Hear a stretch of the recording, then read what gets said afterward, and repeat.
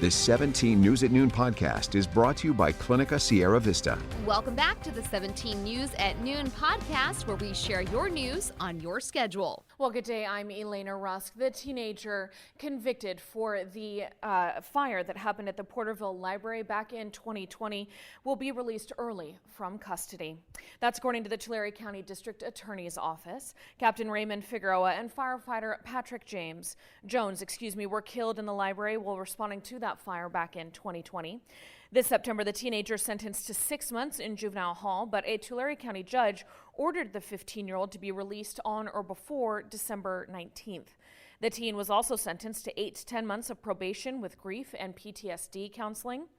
The judge ordered the teen must do 100 hours of volunteer work and write an essay about why he set the library on fire. In addition, the teen was asked to write a letter of apology to the families of the fallen firefighters.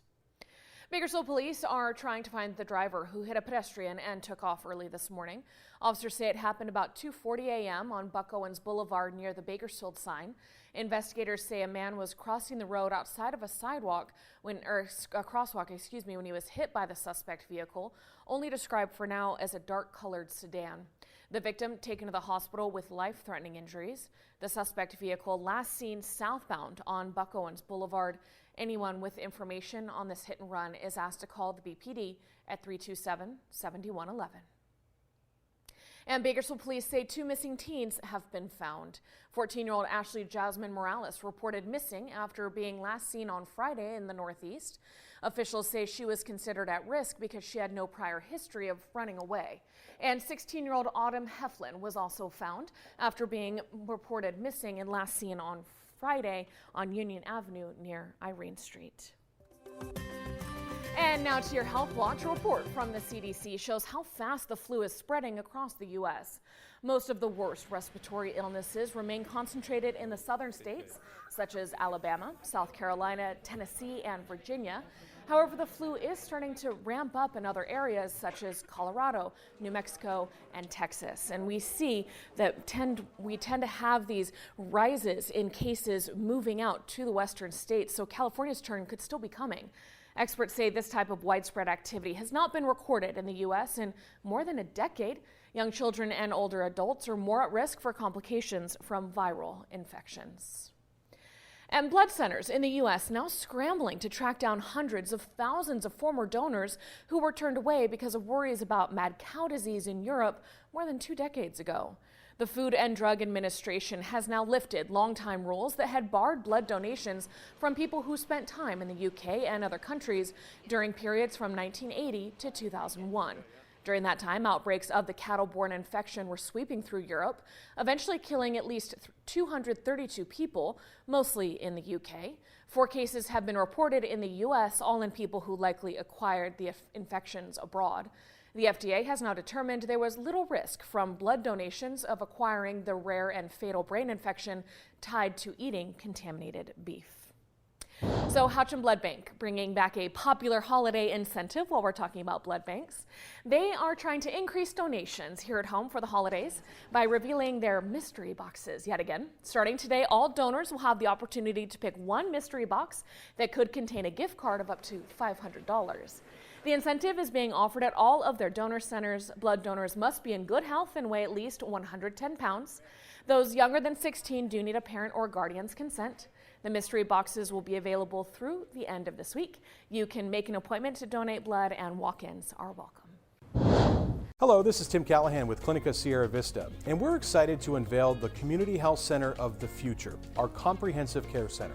It's located right across the street from Memorial Hospital. We have every service under one roof, from family medicine, OB/GYN care, dental services for adults and children, behavioral health, and much more. So find your way to better care at Clinica Sierra Vista this year at our comprehensive care center. Visit our website, clinicasierravista.org, for the latest on this project. We'll see you soon. Well, in business news, the U.S. supply chain is once again under threat as unions and railroads are clashing. Railroad engineers accepted their deal with the railroads that will deliver 24% raises, but the conductors rejected the contract. The votes threaten the health of the economy just before the holidays and cast more doubt on whether the industry will be able to resolve the labor dispute before next month's deadline without Congress intervening. Today's votes by the two biggest railroad unions follows the decision by three other unions to reject their deals with the railroads that the Biden administration helped to broker before the original strike deadline came in September. 7 other smaller unions have approved the 5-year deals, but all 12 must approve unanimously for the contracts to prevent a strike. Now, even with rising inflation, we appear to be headed toward a strong holiday spending season. A new survey from Deloitte says 74% of U.S. shoppers admit to wanting to spend the same or even more on this holiday as they did last year. Additionally, the National Retail Federation forecasts more than 166 million people will shop sometime between Thanksgiving Day and Cyber Monday. That is 8 million more than last year, which could be a record high. And check this out, as we head into the Thanksgiving holiday and many family vacations for the other holidays ahead, a new study says 2 in 3 Americans admit to feeling too much pressure during their vacation to actually enjoy it. The report on studyfinds.org says a survey of 2,000 adults delves into the topic of vacation pressure, with almost a quarter saying they haven't physically relaxed on their getaway in 2 years or more. As top reasons why people feel vacation stress, 43% said they don't start to actually relax until 3 days into their trip, 30% cite not having enough money during their vacation, and 29% report feeling they don't get to do or see everything they had planned. All right, well, now on lighter news, Bakersfield Comic-Con returned to the Kern County Fairgrounds over the weekend. The convention featured celebrity guests, collectible figures, art costumes, and of course the comics themselves. This year, Comic-Con was combined with a Renaissance festival featuring specialized vendors and medieval-themed shows like swallowing swords there. Now, another highlight, the celebrities who stopped into town for the event, the cast of Little House on the Prairie, a few of the Power Rangers, and others from classic movies and TV shows were meeting with fans throughout the weekend. Well, in some shocking news, the Walt Disney Company has tapped its former CEO, Bob Iger, to return to the head of the company for 2 years, firing his successor, Bob Chapek, who took the post back in 2020. The move late last night stunned the entertainment industry. Disney said in a statement that Iger, quote, has the deep respect of Disney's top leadership team and is admired by the company's employees worldwide. Disney board chair Susan Arnold thanked Chapek for his leadership during the pandemic, but said the company's board believed Iger was, quote, uniquely situated to guide the company during increasingly complex times. The 71-year-old Iger led Disney for 15 years as it absorbed Pixar, Lucasfilm, Marvel, and Fox's entertainment businesses, and then launched their Disney Plus streaming service. The mother of a victim in Saturday's Colorado Springs nightclub shooting is sharing her loss.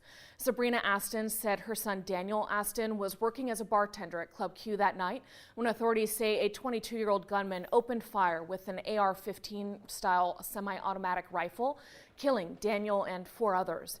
At least 25 others were injured before the gunman was subdued by a heroic clubgoer who took the shooter down. It's just a nightmare that you can't wake up from, and I keep thinking it's it's a mistake. They've made a mistake, and that he's really alive. He was such a, he lit up a room. It's this old expression, but he really did. He always smiling, always happy, and silly. Like I said, everybody liked seeing him because he brought up the room, always made people lift him up. All right, well, of the 25 injured, officials say at least 7 are listed in critical condition and that some were hurt trying to flee the club. We'll continue to follow that story. Making headlines around the state, a setback for one of the law enforcement recruits who was hurt when a wrong-way driver crashed into them during a training run last week. The LA County Sheriff's Department says Alejandro Martinez is now in grave condition. At least 3 other recruits remain hospitalized in critical condition. The 22-year-old suspect is out on bail but is expected to face serious charges. Sheriff Alex Villanueva says investigators have obtained enough evidence and statements to conclude the crash was a deliberate act. However, Nicholas Gutierrez told NBC4 LA he didn't do it intentionally and feels bad.